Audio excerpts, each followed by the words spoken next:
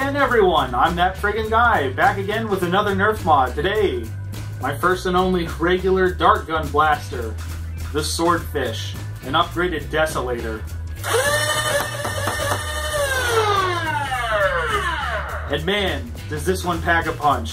So a while ago, the issue came up that I was going to a Nerf war, but the only thing they had was regular Nerf darts, which I did not actually have any blasters that worked with normal Nerf darts, just Rival and Vortex now. So I decided I needed something.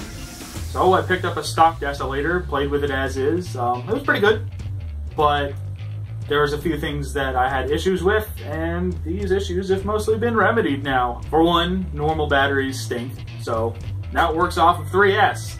The spin-up time on the motors wasn't so good, so I put Neo Rhinos in it. And I was having problems with dart jams and issues with feeding, so I've replaced the pusher with the upgraded Containment Crew pusher in there. They also did the battery tray cover, and they're really nice. The print quality is great on these, and I highly recommend them.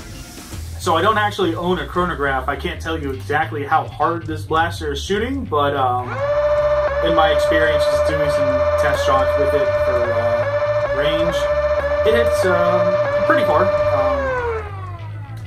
Nothing tier 0, but definitely serviceable. Good, solid 60 to 80 feet.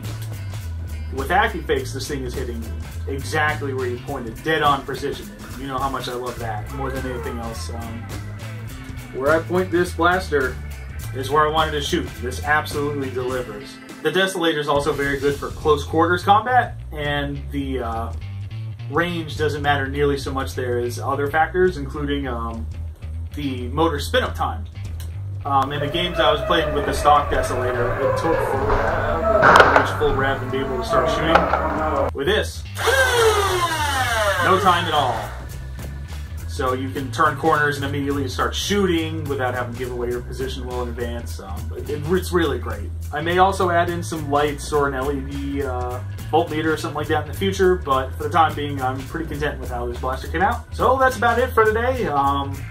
Leave a comment down below if you like this, if you think it has some room for improvement, some other mods you've done yourself similar to this. Let me know what you think. And as always, I'll see you guys next time.